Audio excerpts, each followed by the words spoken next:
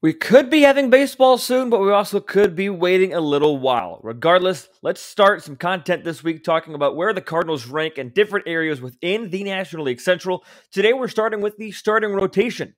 Can the Cardinals rotation compete with the Milwaukee Brewers, and where does it stand in relevance to the rest of the division? Talking about that as well as a lockout update on today's episode of Locked On Cardinals.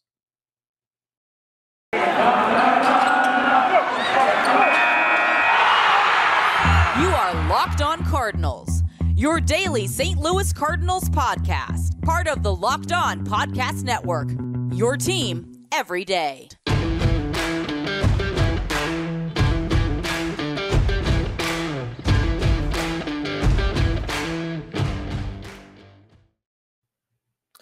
Hello and welcome to Locked On Cardinals for Monday, February the 28th of 2022, the last day of February.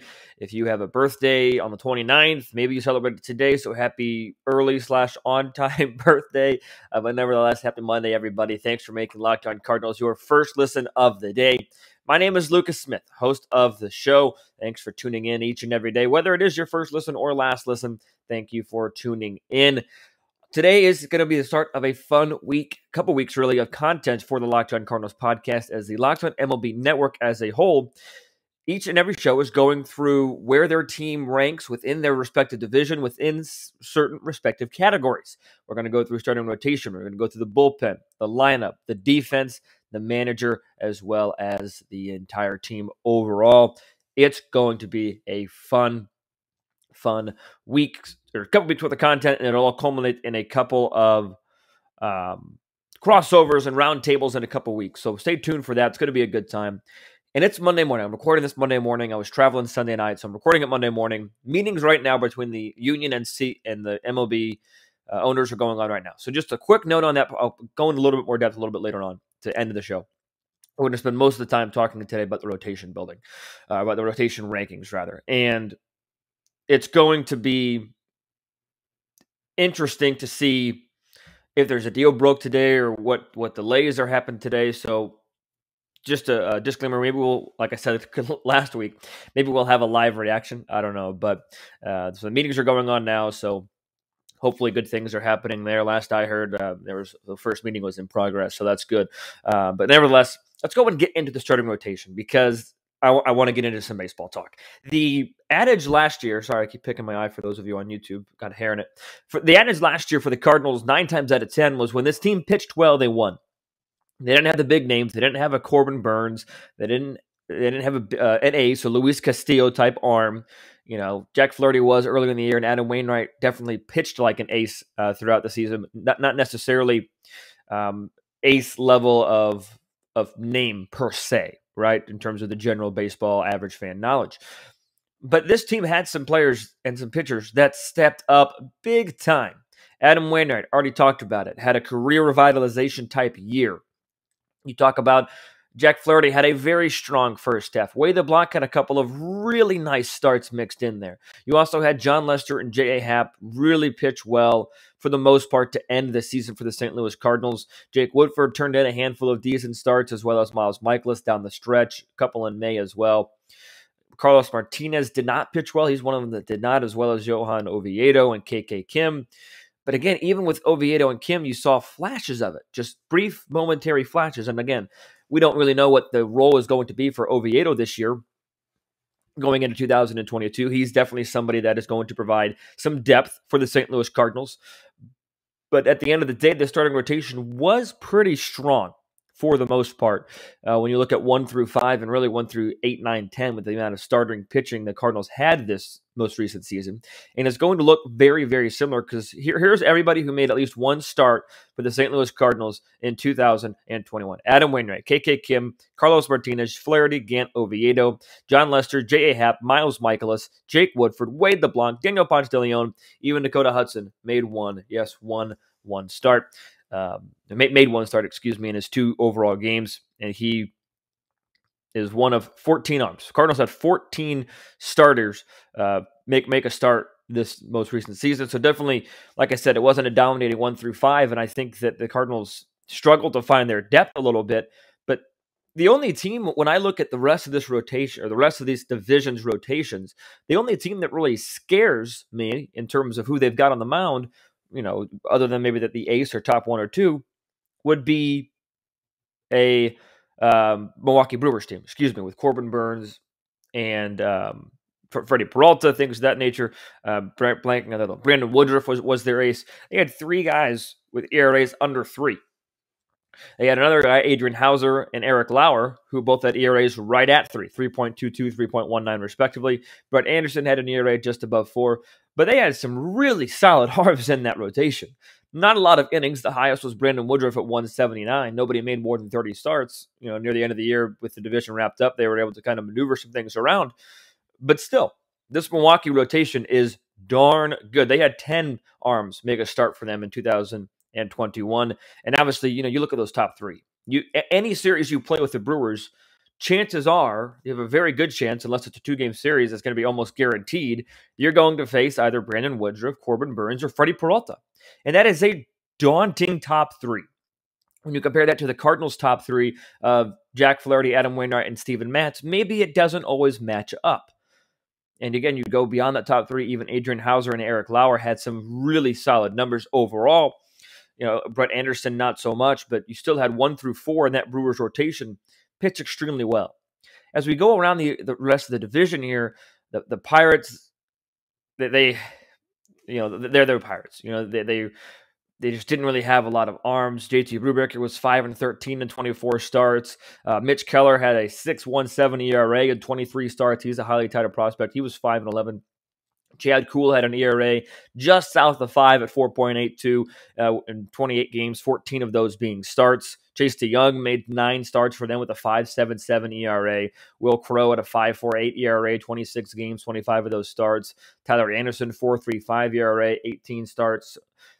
Just not a strong rotation for the Pittsburgh Pirates. The Chicago Cubs had some flashes, but overall not strong as well. Kyle Hendricks took a major step back despite having 14 wins. He had an ERA of 4.77 and an ERA plus at 89, which is well below average. Zach Davies in 32 starts.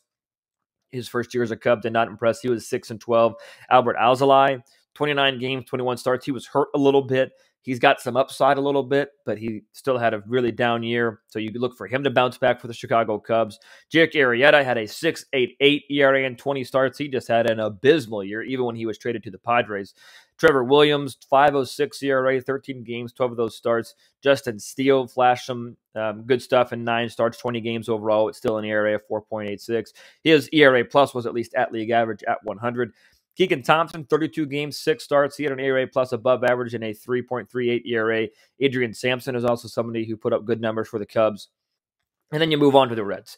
You look at Luis Castillo. You don't even know if he was going to be a Red. He had a great second half to get his ERA down to 3.98 and an ERA plus of 120. When you look at baseballreference.com, all the 5 starting pitchers for the Reds, Luis Castillo, Tyler Mahle, Wade Miley, Sonny Gray, and Vladimir Gutierrez, all of them had above average ERA pluses.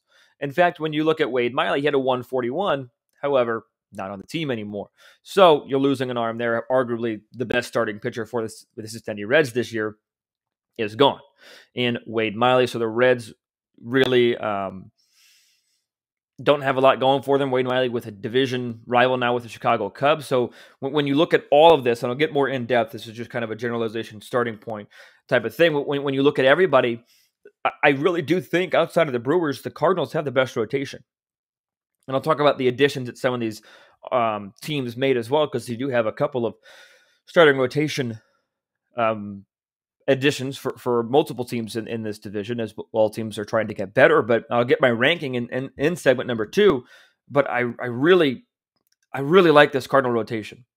And I like it because of the success they had last year and because of who they brought in 2022, being Steven Matz. I think that he's a really solid addition. I think that he is somebody that can really flourish in St. Louis, but I'm kind of harping on my segment number 2 point. But when you're just looking at who these teams are bringing back, so even if you're just looking from the St. Louis Cardinals perspective, you're just looking at Wainwright, Flaherty, Michaelis a little bit, but even if you're just looking at Wainwright and Flaherty, those are 2 really solid additions, 2 really solid arms.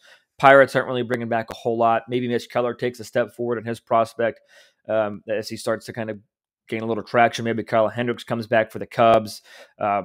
Maybe Luis Castillo continues to be an ace in Cincinnati, as well as Tyler Mahle and Sonny Gray. Vladimir Gutierrez flashed some good numbers as well. Jeff Carr, Locked on Reds, loves him. But I still think that this rotation 1 to 5 is just, it's not going to get the headlines. It's not going to get the Corbin Burns headlines, but it's a solid above average rotation. And now the Cardinals bring in Steven Matz, and then other teams have also made moves and could see more moves coming. So we'll talk about that a little bit in segment number 2, because I do think that the NL Central could be a pretty active team if and when this lockout ends. Hopefully it ends today. Hopefully even it ends by the end of this episode recording. But nevertheless, it could end at some point. Who knows? But we'll talk about moves the Cardinals made, as well as more ranks in the rotation coming up in just a moment. But this episode is brought to you in part by BetOnline.net. Even though football's over, basketball is in full steam for pro and college hoops. For all the latest odds, totals, player performances, props, and to where the next fired coach is going to land, BetOnline.net is the #1 spot for all of your sports betting needs. BetOnline remains the best spot for all of your sports scores, podcasts, and news this season. It's not just basketball as well. BetOnline.net is your source for hockey, boxing, UFC odds, right down to Olympic coverage and information as well when it was happening. Head to the website today or use your mobile device to learn more about the trends and actions. BetOnline, where the game starts. So both the Cubs and the Cardinals made moves in the offseason to improve their rotation because they had to. The Cubs were able to claim Wade Miley off of waivers. They also signed Marcus Stroman, 3 years, $71 million deal. There is an opt-out after 2023 for Marcus Stroman. And Steven Matz is to the St. Louis Cardinals, former Met, also former Blue Jay, to a 4-year, $44 million contract. And I think both Matz and Stroman, are going to be successful in their new respective franchises and for different reasons. Marcus Stroman, I think, fits the vibe of Chicago. He's outspoken. He's very he just enjoys interacting with fans. And beyond that, he's got talent out the wazoo. Was very effective in New York, didn't get a lot of wins. But not only does he have the talent, he's got wicked movement on his pitches, but he's a smart pitcher, knows how to pinpoint control. He is somebody that just knows how to pitch. Plus, he's got electric stuff. And Steven Matz is going to flourish because he fits the Cardinal vibe. He's going to put his head down. He's going to do things the right way. Not to say Stroman doesn't do things the right way, but Steven Matz is just going to go out there, pitch, get his outs, and be done. And he's going to do it at a high level, in my opinion. A big reason for that for Steven Matz is going to be that ground ball rate. He is somebody that 50-60% ground ball rate for his career, and he's got the best infield defense in all of baseball standing behind him. Arguably the best team defense in all of baseball as well when you factor in the outfield. So even not a lot of fly balls are going to drop. He is going to flourish in St. Louis. That is my prediction. Somebody that is going to find success with the St. Louis Cardinals. So these are two moves that really improve the rotations for both of these teams a lot. And when you look at the other teams in the division, the Pirates aren't making any moves. We already saw them trade away Jacob Stallings. The Reds have been known to not make any moves. I talked with Jeff Carr early in the offseason about that fact that they're just plain and simple, likely not going to make any moves. They're going to try and save money. You already saw them trade away Tucker Barnhart to the Detroit Tigers. I think they trade away Luis Castillo. I still think that's an option. But either way, they're not going to improve. They're only going to get worse with the loss of Wade Miley. Yes, I mentioned that the ERA pluses of all these arms were well above average, but at the same time, what are you going to, I just don't see them improving the rotation overall. The depth wasn't there for the Reds. The Brewers, they still could be active post-lockout, but it's going to be on the offensive side of things. I don't think the rotation is going to change much from a Woodruff, Barnes, Peralta, Lauer, Hauser type situation. And that's a pretty darn good rotation to have. And when you think of the Brewers, obviously you think of those big three. It's going to be really hard for anybody to put any rotation above that rotation because of how good it is. When you look at the National League Central teams, I would like to look at where they ranked in terms of different statistical categories as starting rotations compared to the rest of the league. Okay, so all these stats are broken down by these teams' starting rotation numbers compared to the rest of the National League. Lowest team ERA was the Dodgers, but within the National League Central was the Milwaukee Brewers at 3.13. That was second in the National League. Cardinals come in second at 4.01. That was 6th in the National League. Then you have the Reds right behind them at 4.03, and then the Cubs and Pirates come in at 14th and 15th, respectively. Cubs at a 5.27, Pirates at a 5.53. Another stat I like to look at is innings pitched, because I think a stat that gets forgotten about sometimes is like a workhorse type of stat. How many innings can you go for me? Yeah, you might give up 3, 4, 5 runs, but if you can get me 6, 7 innings, keep a team in the game, that's huge. So when you look at innings pitched, I was surprised when I first saw this. The Reds were actually top in the National League in terms of innings pitched by a starter at 864. Second place, the Brewers at 847 and 2/3. So not really that close. The Cardinals come in at 6th in the National League at 832 and 2/3 of an inning. The Cubs are 12th in the National League at 781 and 2/3 of an inning. And then the Pirates are 14th at 753 and 2/3 of an inning by a starter.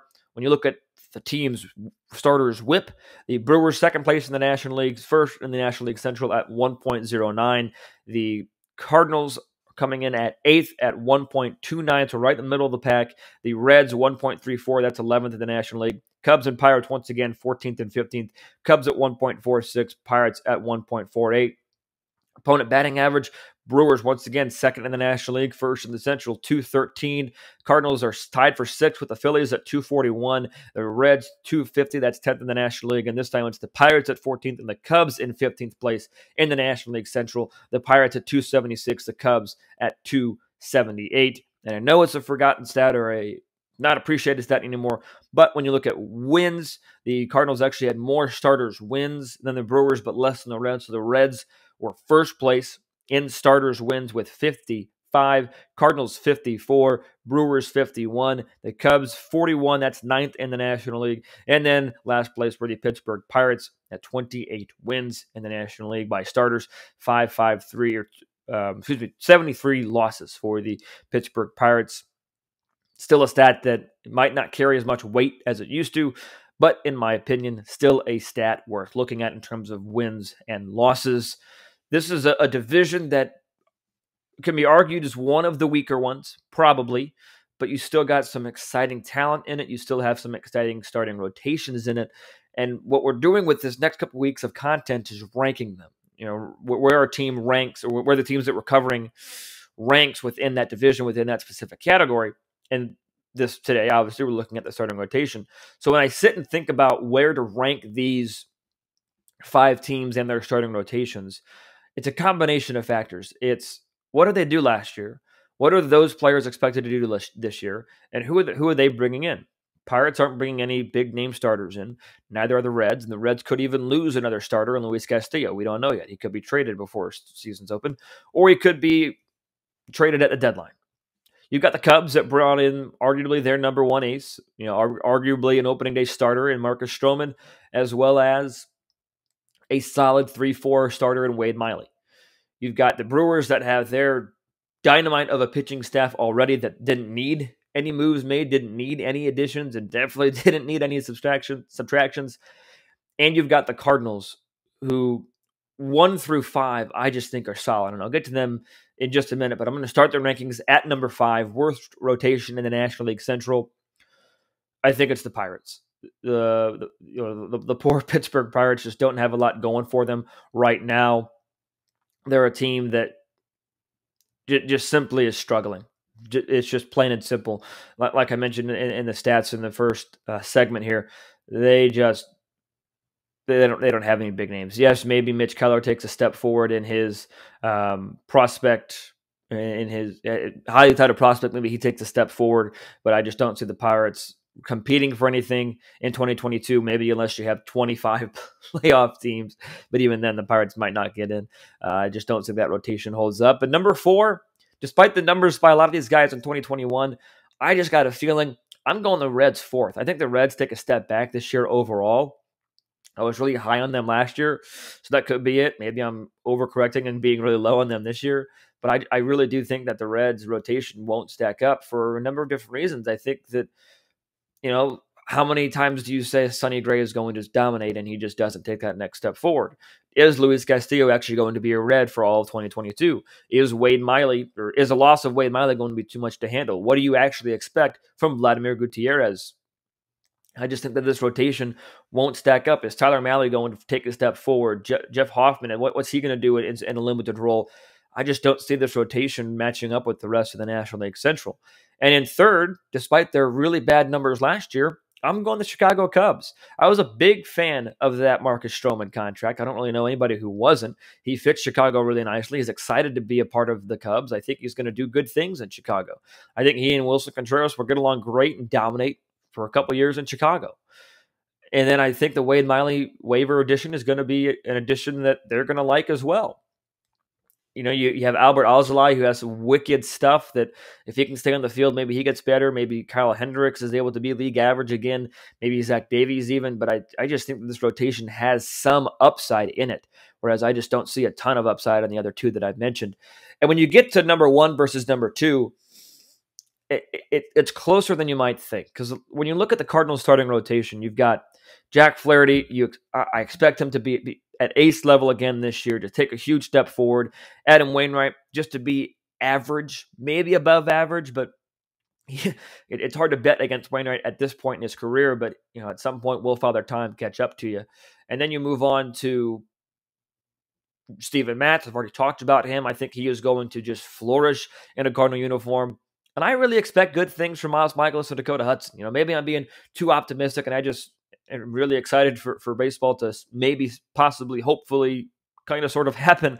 But I really do think Miles Mikolas and Dakota Hudson looked good to close 2021. They have had a fully healthy offseason here in 2022. Hopefully the season's able to start on time and they stay healthy. Because if those two stay healthy, that's a pretty good 4 and 5 in your rotation. But all that said, and as much credit as I want to give the Cardinals and their rotation, I can't put them above the Milwaukee Brewers. That rotation for the Brewers is just so dominant.